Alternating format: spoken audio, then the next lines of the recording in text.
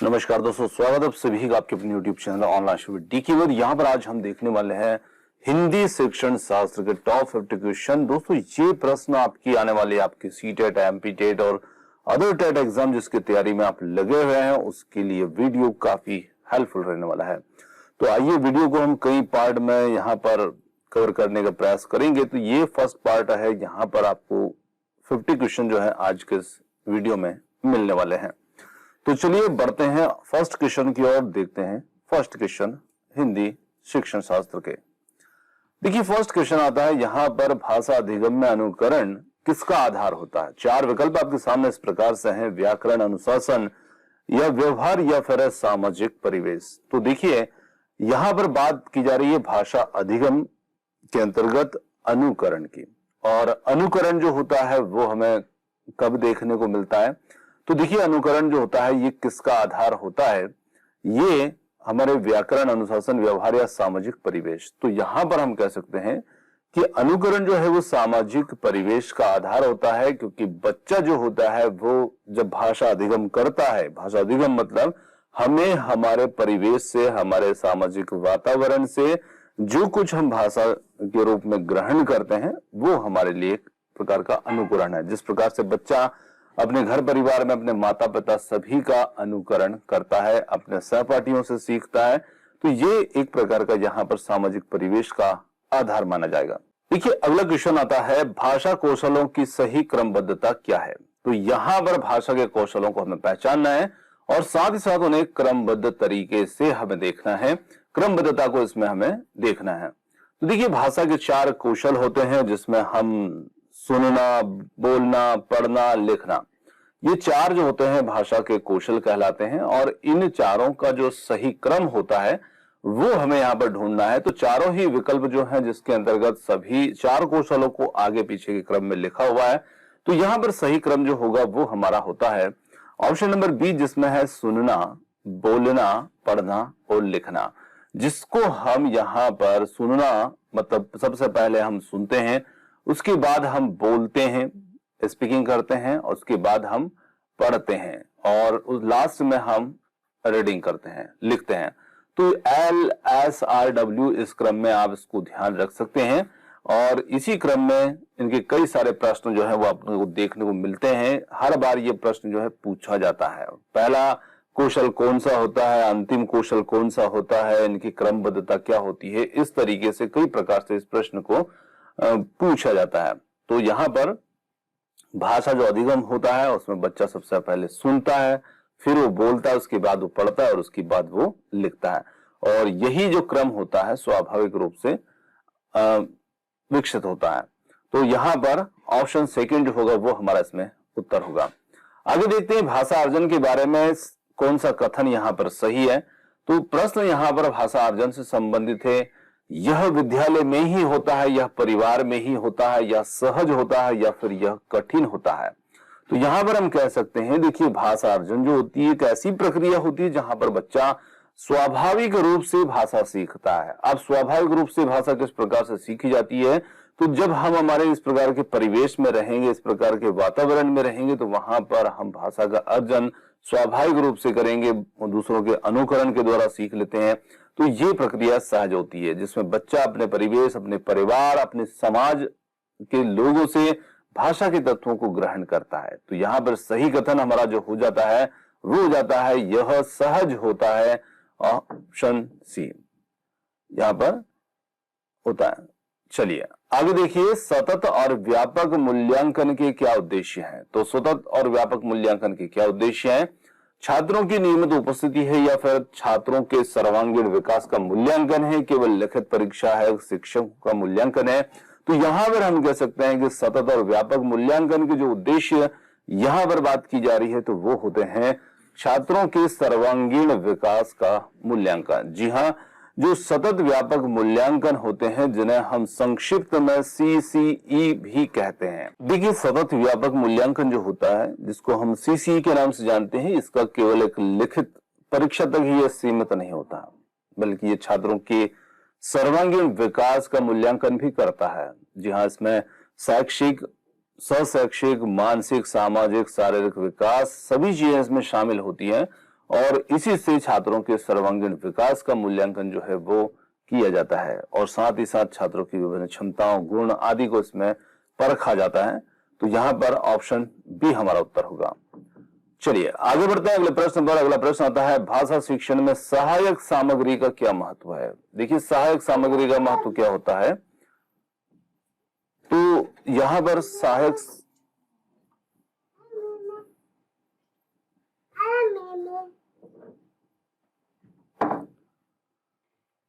भाषा शिक्षण में सहायक सामग्री का क्या महत्व है?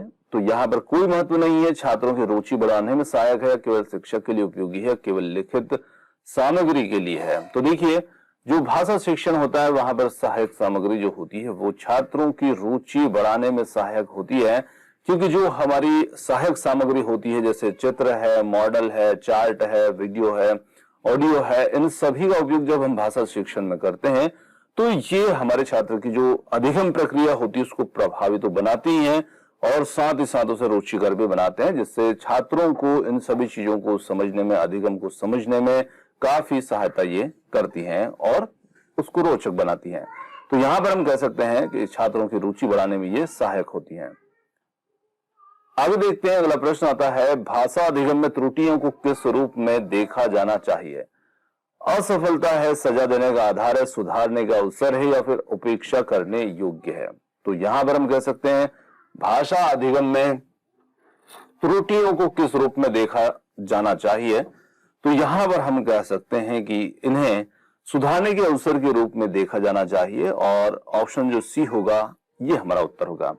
अब देखिए, भाषा जो अधिगम होता है वहां पर त्रुटियां होती हैं स्वाभाविक रूप से, और जब त्रुटियां होती हैं तो वो कहीं ना कहीं सीखने की ओर इशारा करती हैं। जब हम कुछ चीज सीखते हैं तो कहीं ना कहीं त्रुटियां हमें देखने को मिलती है, परंतु जो त्रुटियां होती हैं इन्हें हमें सुधारने के अवसर के रूप में देखना चाहिए और त्रुटियों से हमें निश्चित रूप से सीखना चाहिए कि आखिर जो त्रुटि हो रही है उसकी पीछे का जो कारण है वो हमें समझने का प्रयास करना चाहिए।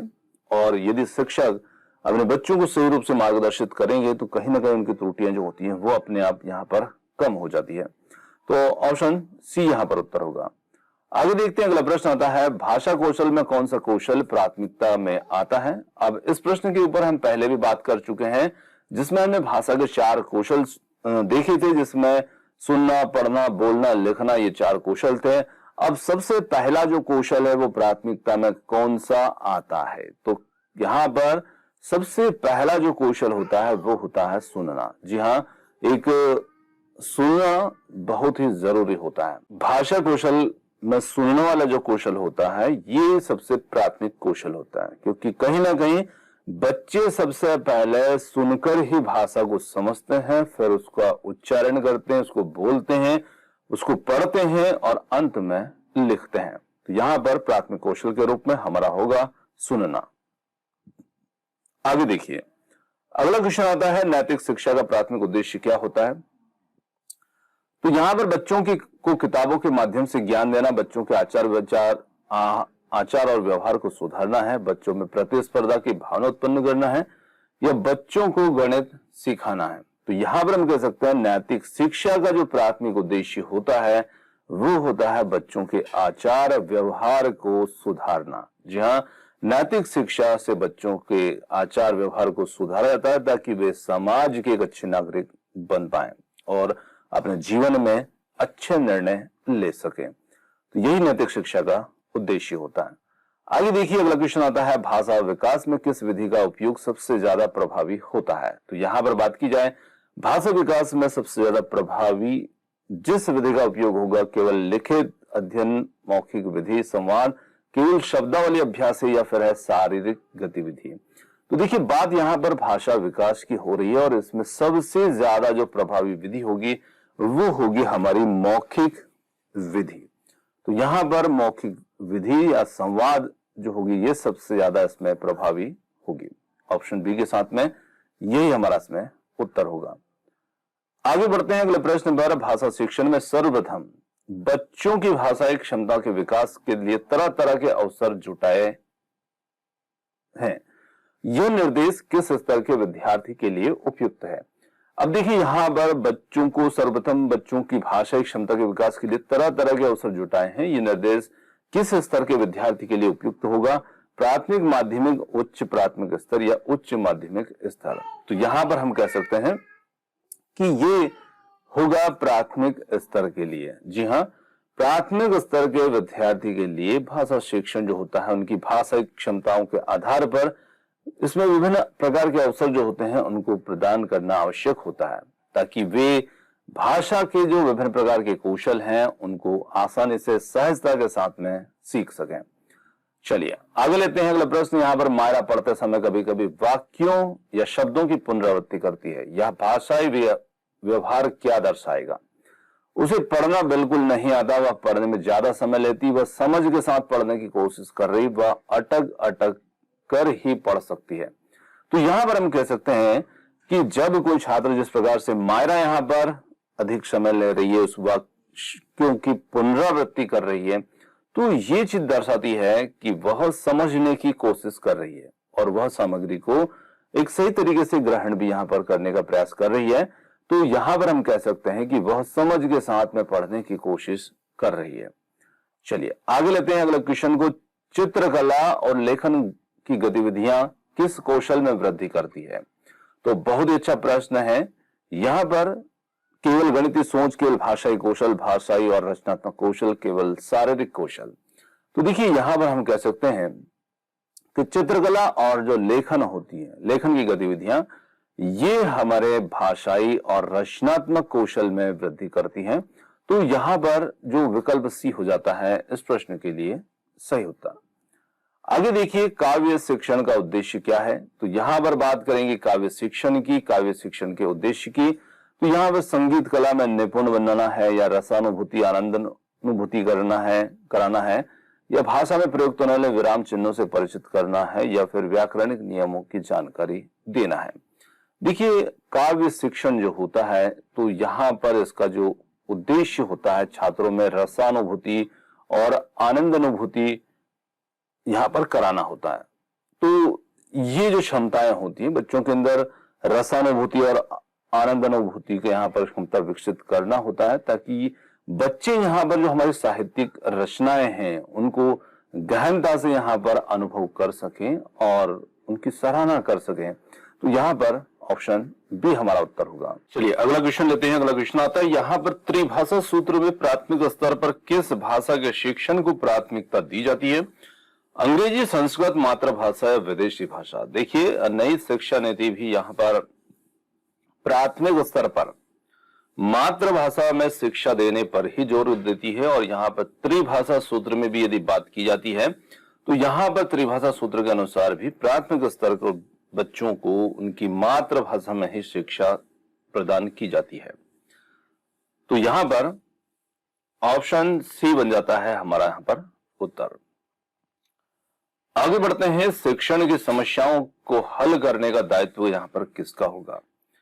प्रधानाचार्य का, शिक्षकों का, सरकार का या फिर शिक्षाविदों का? तो देखिए शिक्षण की समस्याओं को हल करने की जो जिम्मेदारी होती है वो मुख्य रूप से शिक्षकों की होती है, क्योंकि वे कक्षा के अंतर्गत छात्रों के साथ प्रत्यक्ष रूप से संपर्क में रहते हैं और साथ ही साथ उनकी समस्याओं को समझकर उनके लिए आवश्यक समाधान भी वो प्रदान करते हैं।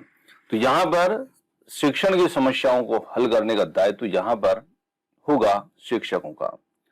शिक्षण क्या है? एक कौशल है, कला है, एक क्रिया मात्र है या फिर एक तपस्या है? तो यहां पर हम कह सकते हैं कि शिक्षण एक प्रकार का कौशल है जिसमें शिक्षक अपनी विधि, अपनी टेक्निक, अपने दृष्टिकोण आदि के माध्यम से छात्रों को ज्ञान और समझ प्रदान करते हैं।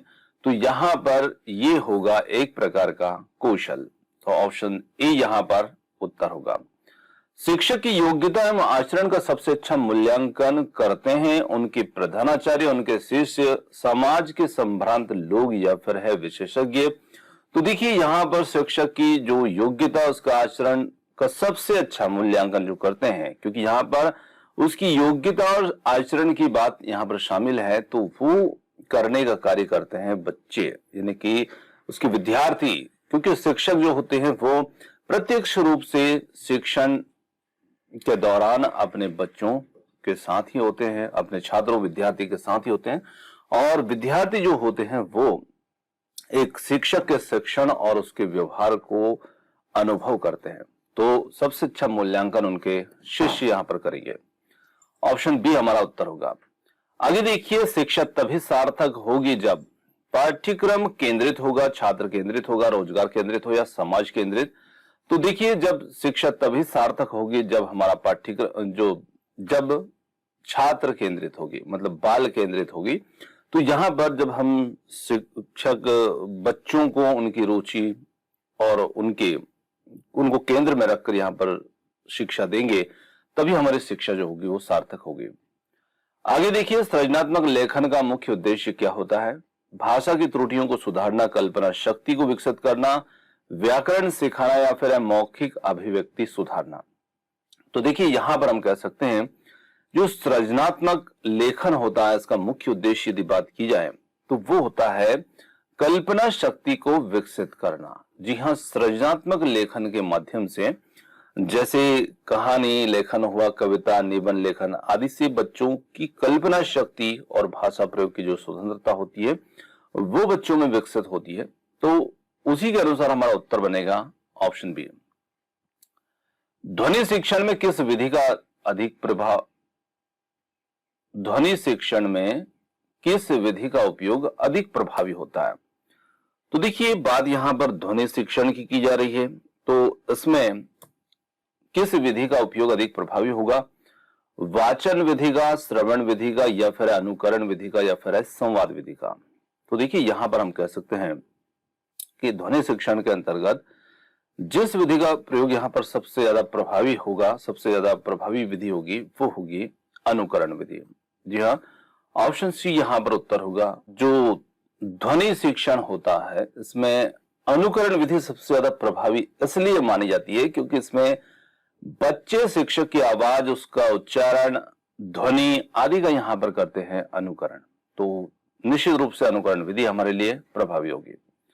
आगे देखिए, भाषा विकास में कौन सी प्रक्रिया प्रथम होती है? तो भाषा विकास में कौन सी प्रक्रिया, तो वही कौशल यहां पर दे दी है। तो इसमें सबसे पहले हमारा जो कौशल, सबसे प्रथम प्रक्रिया मानी जाती है वो होती है सुनना। इसके बाद यहां पर आगे के कौशल होते हैं। आगे लेते हैं अगले प्रश्न को। प्रसंग अनुसार शब्दों का प्रयोग किस भाषा कौशल से जुड़ा हुआ है? तो देखिए, प्रसंग अनुसार यहां पर शब्दों का प्रयोग, श्रवण, लेखन, वाचन या वाक कौशल।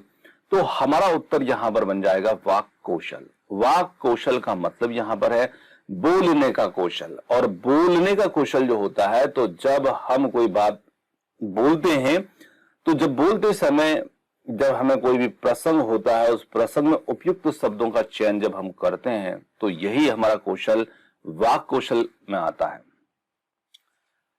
भाषा अधिगम का सबसे अच्छा माध्यम क्या है? तो भाषा अधिगम का सबसे अच्छा माध्यम की यदि बात की जाए तो देखिए, पाठ्य पुस्तक रटकर सीखना, सामाजिक संवाद, या लेखन, केवल लेखन अभ्यास। तो यहां पर सामाजिक संवाद जो होगा वो हमारे भाषा अधिगम का सबसे अच्छा माध्यम होता है, भाषा अर्जन का सबसे अच्छा माध्यम होता है। और ये हमें कई अवसर जो है हमारे सामाजिक संवाद के माध्यम से हमें भाषा प्रयोग के मिलते हैं। तो ऑप्शन सी हमारा उत्तर होगा। वर्णमाला पद्धति का मुख्य उद्देश्य क्या होता है? शब्दकोश ज्ञान, व्याकरण नियम, ध्वनि से अक्षर पहचान, या रचना कौशल? तो यहां पर हम कह सकते हैं वर्णमाला पद्धति का मुख्य उद्देश्य जो हमारा होता है वो होता है ध्वनि से अक्षर पहचान। जी हाँ, ऑप्शन सी यहां पर हमारा उत्तर होगा। और ध्वनि के माध्यम से अक्षरों को पहचानना वर्णमाला पद्धति में सिखाया जाता है, जो कि प्रारंभिक जो भाषा शिक्षण होता है ये उसी का आधार होता है। और प्रारंभिक जो शिक्षण होता है प्राथमिक स्तर का, वहां पर यह हमें देखने को मिलता है। आगे देखिए, शिक्षा मनोविज्ञान के अनुसार बच्चे भाषा कैसे सीखते हैं?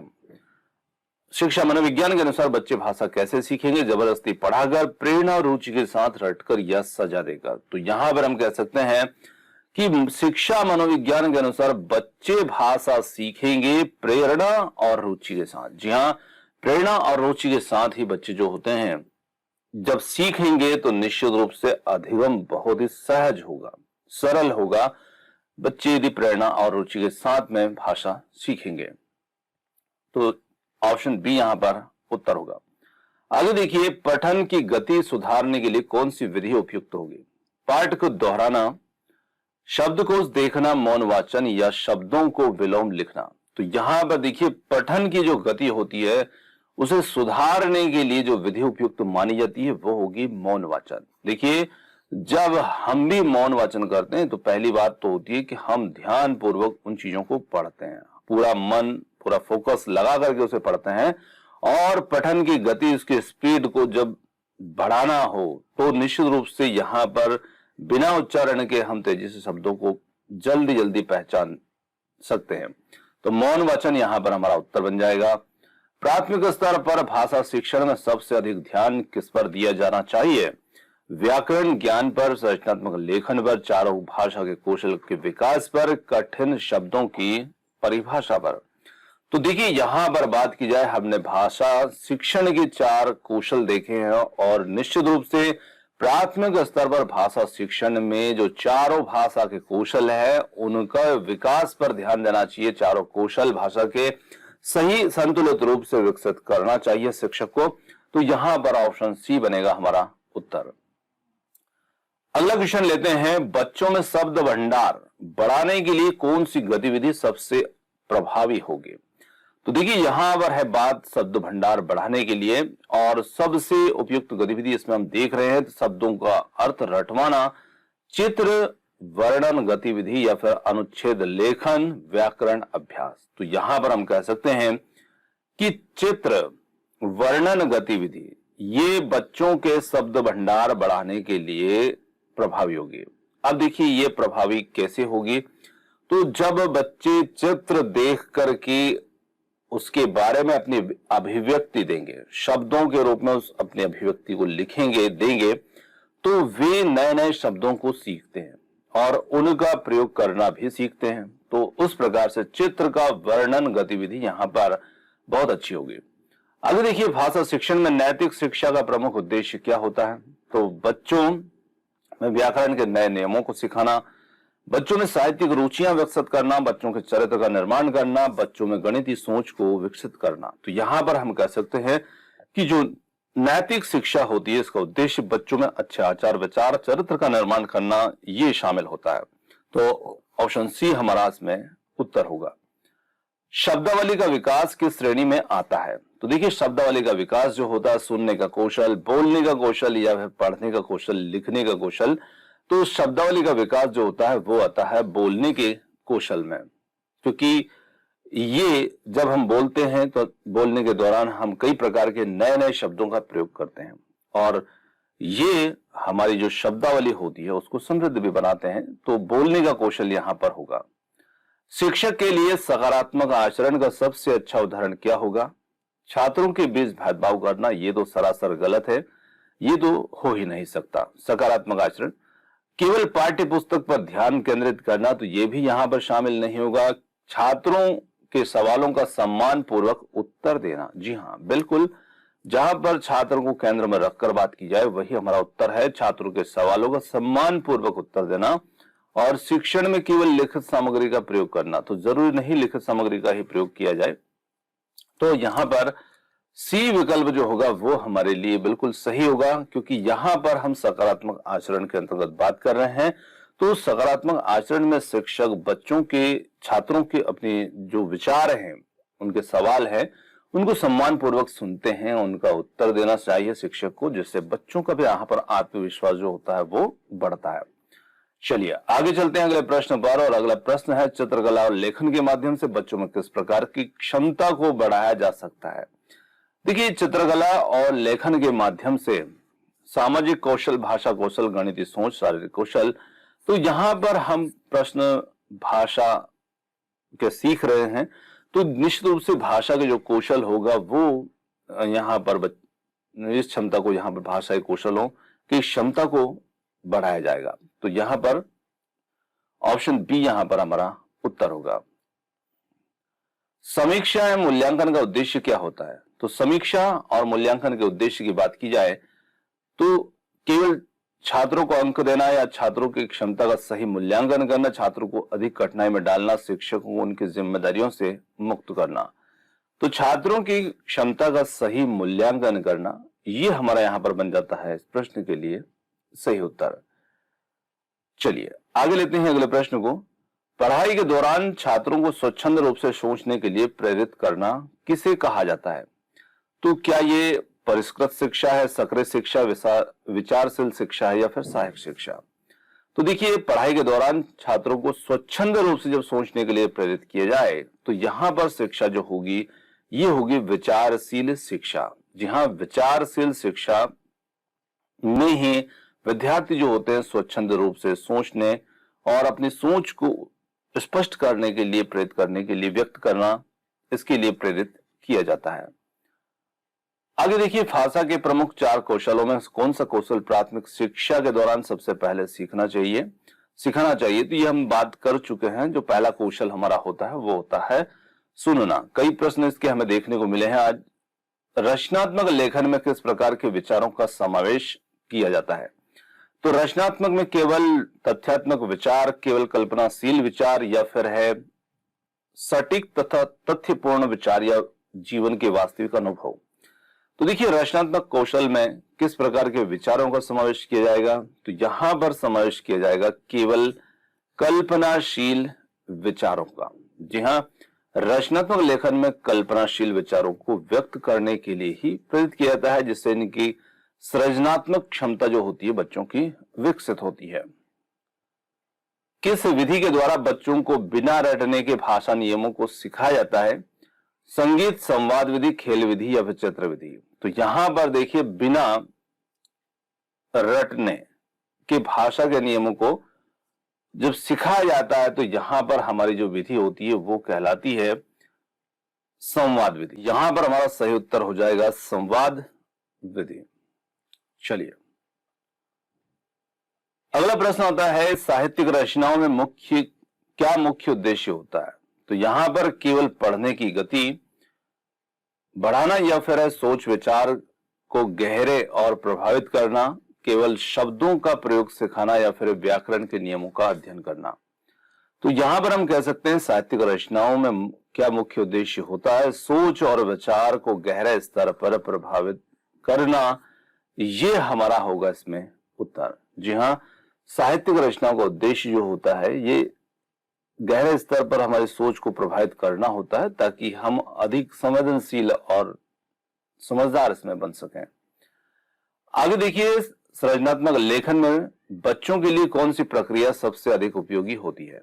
तो बात सृजनात्मक लेखन की हो रही है और यहां पर शब्दों का अनुसंधान करना, विचारों का मंथन करना, लिखित रूप में विचारों को व्यक्त करना, उच्चारण का अभ्यास करना। तो यहां पर होगा विचारों का मंथन। जी हां, विचारों का मंथन प्रक्रिया होगी, ये हमारे लिए सबसे ज्यादा जरूरी होगी सृजनात्मक लेखन में, क्योंकि मंथन की जो प्रक्रिया होती है इसी के माध्यम से बच्चे अपनी कल्पनाओं, अपने विचारों को स्वतंत्र रूप से अभिव्यक्त कर पाते हैं, उनको व्यक्त करने का अवसर इसमें उनको मिलता है। तो ऑप्शन बी हमारा उत्तर होगा।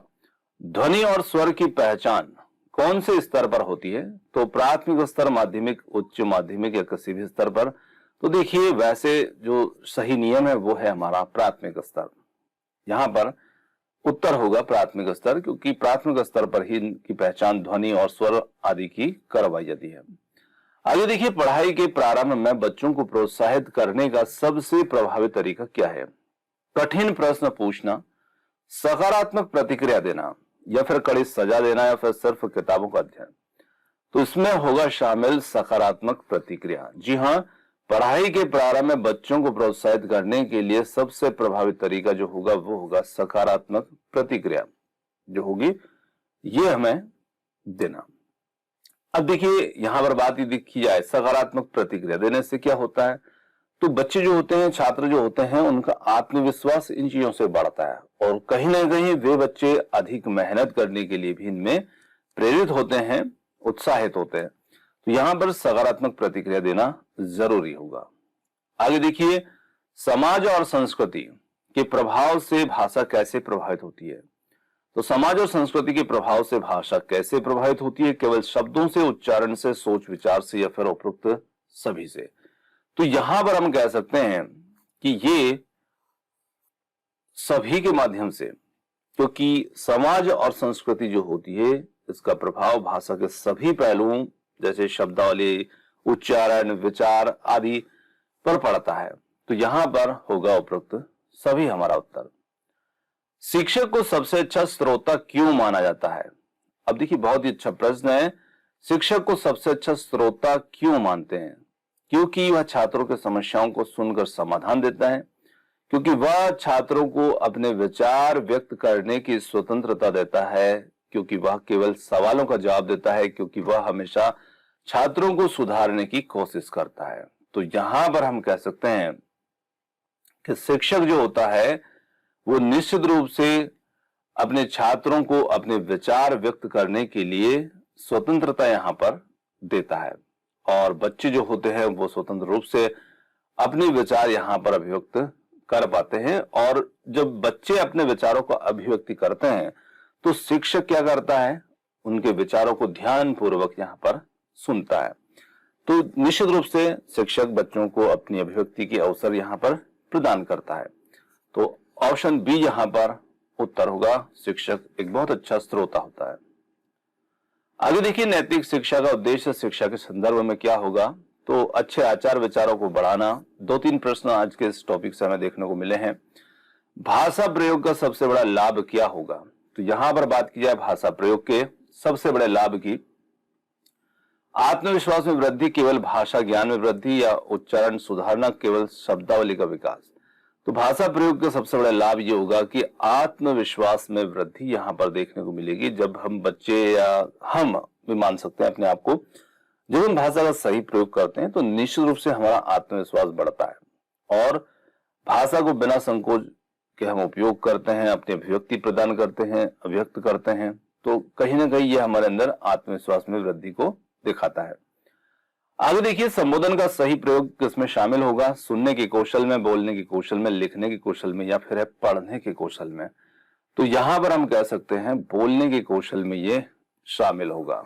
तो ऑप्शन नंबर बी यहां पर हमारा होगा सही उत्तर। अब देखिए, बोलने के कौशल में किस प्रकार से? तो जिस जैसे हम कुछ भी चीजें बोलते हैं, अभिव्यक्त करते हैं, अपने विचारों को अभिव्यक्त करते हैं, तो हम किसी का नाम जो है उसका संबोधित करते हैं, उसके बारे में कुछ ना कुछ बातें करते हैं, तो ये संबोधन के सही जो प्रयोग होगा वो शामिल होगा बोलने के कौशल में।